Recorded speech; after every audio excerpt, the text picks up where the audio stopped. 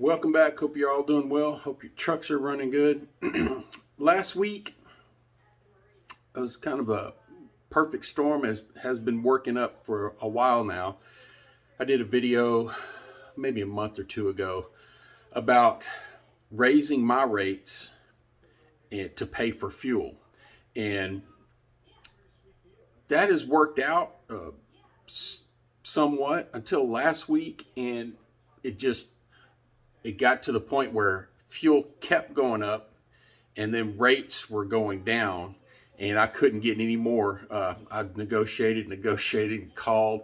When that happens, when you're out there on those load boards, you're making call after call trying to get that perfect load, and it finally came to a point where I got very good rates, but I ended up deadheading quite a bit, and it was a combination of all those things, and then me wanting to go where I wanted to go. I like my lanes. I don't like going in certain areas, so a lot of that deadhead was my fault. And then at the end of the week, I decided I was over 200 miles away from the house when I dropped the last load, and there were loads around there, some fairly good ones, but at that point I was just tired, and I said, you know what, I'm deadheading home. So it added a lot of deadheaded miles. Very inefficient week, but we still made some money. So let me show you what we did. So you can see this. Yeah. Okay, so I did 4 loads. I don't normally separate out the deadhead, and let me get you guys to turn a little bit. The deadhead and the empty mile, the loaded miles, but I did this week to show you how inefficient this was. So 4 different loads. The first load I took to Denver, which is always a mistake, but I kind of wanted to get on the road and see some country. So, of course, out of Denver, I made several calls for loads, and they only wanted to pay, believe it or not, $1 a mile for heavy loads coming out of Denver area. So I ended up deadheading quite a bit and got a pretty good paying load. And then I did a couple other loads after that, but so I had 1,725 loaded miles for an average rate of $3.56 per mile. But when you add in all the deadhead for that week, it brought it down to $2.43 a mile, which for power only still isn't too terrible.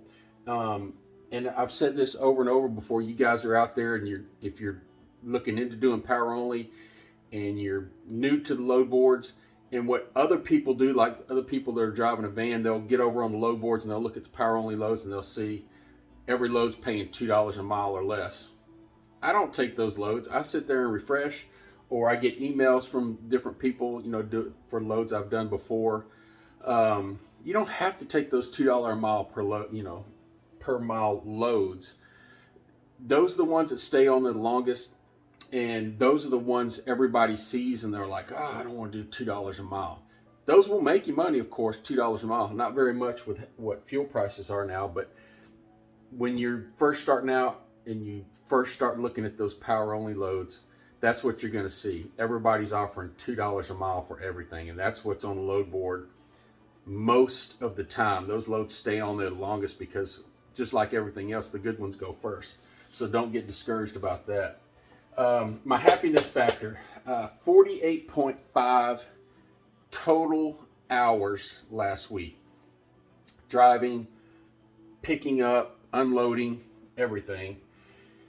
And brought my happiness factor down to 126. And usually that's up there about 150, 160. And I can see that this is going to probably stay down for a little while. My normal little run is kind of dried up. That was real efficient. And of course somebody wants to call right in the middle of the video. And so that run kind of dried up, and I won't get that as much. So I'll be on the load boards a little bit more than I used to. But here's the part that hurts, the fuel. I use my truck, if you guys don't know, it's not running all that great. And was going to take it in this week to get it rebuilt. And the parts aren't there yet, so it's probably going to be another month. So now I'm going to have to try to baby the thing, but it's using more oil. Fuel economy's going down. But on top of that, the load I took to Denver from from where I picked up that load, it's basically uphill all the way. And so that really got me on fuel mileage. But it's down to 7 miles per gallon, where usually on the loads that I had this week, I'm usually up close to 8 miles per gallon. So that really hurt. Plus, everywhere I went, the wind was hitting me right in the face like normal. So $1,854 on fuel. That hurts. But at the end of the day, I grossed $6,150. After you take out fuel, $42.96, and then you guys can do your, figure up how much you're going to pay in taxes. My insurance, I'll take out of there, and etc. Load boards and ELD and other stuff. So, after taking everything out, I still made over $3,000 that week. And so it wasn't a terrible week, but it just wasn't as efficient as I normally do it, and wasn't real happy about that. But I can see that the load board is starting to pick back up. The last, I don't know, starting on about Wednesday, it seemed like there were more loads on there, and for offering better pay right out of the box. All the places that I went, I could see that there was picking up a little bit. It may have just been me, but hopefully that will trend better. So one other thing that I want to talk about is scams. If you get your own authority, you're going to have to deal with this from day one. As soon as you enter your information to apply for your authority, your phone's going to start ringing off the hook. But here's a company. Show you this information here. If you guys can see that. Probably can't. It's called, this is just one of them. I wanted to highlight this one. DOT Compliance Group. That sounds really official. DOT Compliance Group. They're not official. It's not from the government. It's from some scammers. And these people, there's several that do this, but these people are really smart. And you'll get lots of other scams. But this one I wanted to highlight because this one was kind of funny. And apparently lots of people are falling for it, or they wouldn't still be doing it. So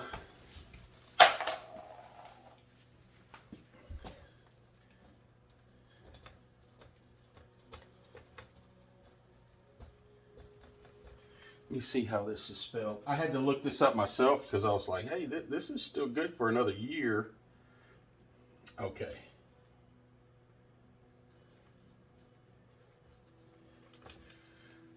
This is where they tried to get you. Hopefully you guys can read that. They send out this letter, and they send emails, and they say, hey, you need to update your piece of paperwork. It's been 6 months, and it's by law you have to update it biennially. And when I got this piece of paper the first time, I was like, I know that thing's updated. And I looked at it and was like, yeah, it's still good for another year and a half. And then I looked at it closer and I was like, wait a minute, what does biennial mean? Because it didn't say biannual, it said biennial. And so I got to looking, and biennial means every 2 years, whereas biannual means, every 6 months, 2 times a year. So what these people are trying to do, just like all these other low-life scammers, they're tricking people by, confusing people by using that word biennial and making people update a piece of paperwork that normally doesn't need to be updated until every 2 years. They're making people think they have to update it every 6 months, and they're charging them. I don't know what it doesn't have the charges on here, but I'm sure $50 or $100 to update that for them. And like I said, people are, they get that in the mail and they think, hey, this is official. I need to do this, and they pay these people, and these people are getting away with it. I don't know why the government doesn't shut them down, but just be aware that biannual and biennial don't fall for. There's lots of other ones out there. Lots of other ones where they send paperwork to the house that looks official. And it's borderline what the government would send out. And that's what they want you to think. They make it all look official. And, hey, just give us $50. We'll take care of all this for you. Well, you probably already took care of that, and they're just going to charge you for doing nothing. So be aware of that, and be aware of that. As soon as you start your authority, your phone is going to ring off the hook all day, every day. It'll slow down, but not by much. Mine started slowing down, and then I started getting calls from people wanting to give me loans. Oh, we see your business is such and such years old, and we can give you payroll loans and equipment loans and all that stuff. And boy, those people, they do not stop either. So, yeah, I heard somebody say um, when they filled out their stuff for their authority, they put a dummy phone number on there. But I wouldn't necessarily do that, because when companies look up your MC or your DOT number, it pulls up all your information. I've had companies call me out of the blue because they saw what area I was in just by, I don't know how they looked up this information, some database, but they called me and said, hey, I see you live in this area. We've got these opportunities for these loads. So I wouldn't have, after doing the research, I wouldn't put a dummy number in there. You just have to deal with the spam and the people calling you trying to scam you. But just be aware that those people are out there.